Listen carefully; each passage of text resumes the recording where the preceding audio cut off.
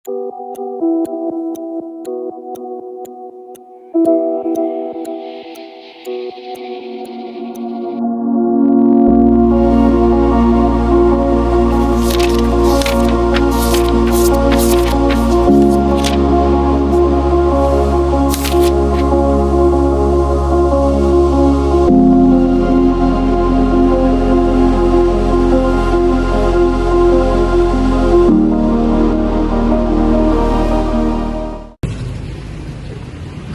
semua.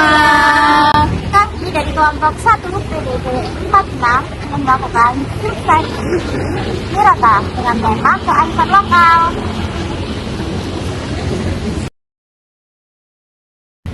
Sebelum kita melakukan field study, mari kita memperkenalkan diri kita terlebih dahulu.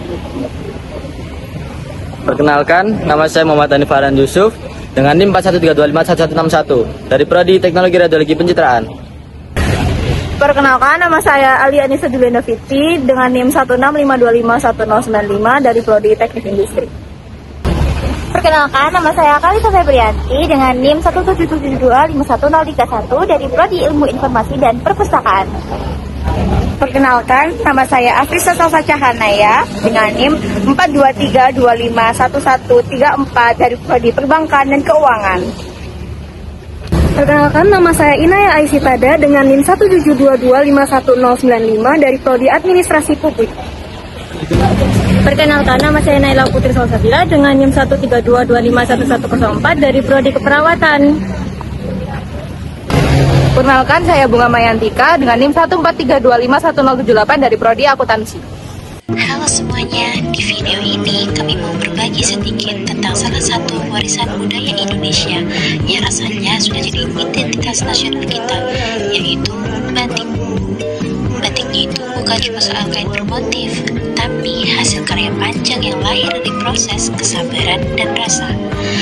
Ada batik cantik, batik tulis, sampai batik jam, masing-masing punya cerita dan filosofinya.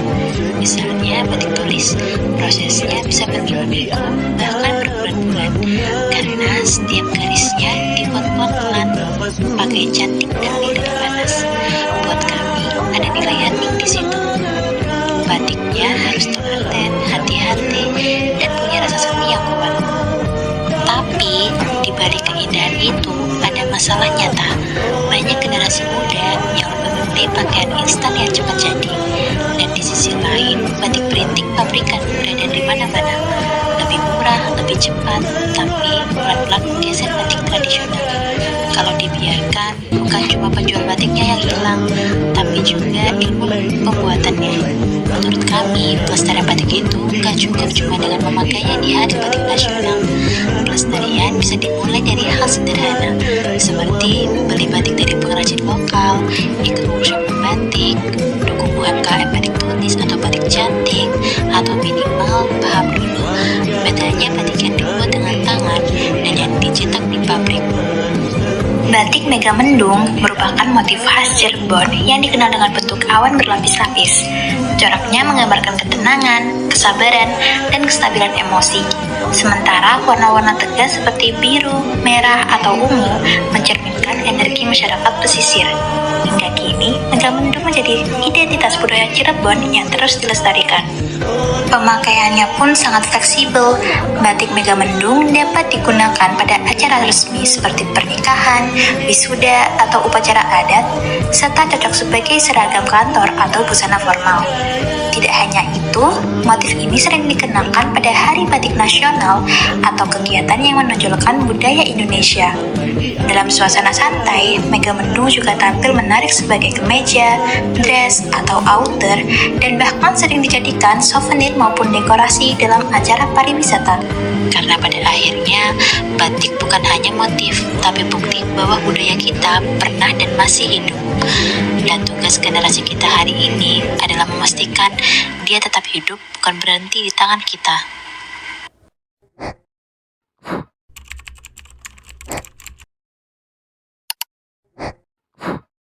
Sebelumnya izin wawancara sedikit ya. Boleh perkenalan dulu nama, prodi, dan asal. Oke.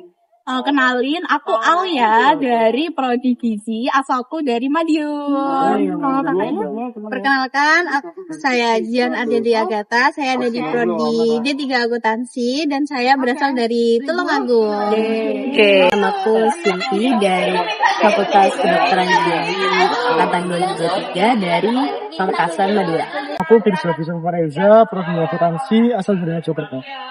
Oke, halo semua, aku Cleo dari Hubungan Internasional Angkatan 2023 asalku dari Jogja.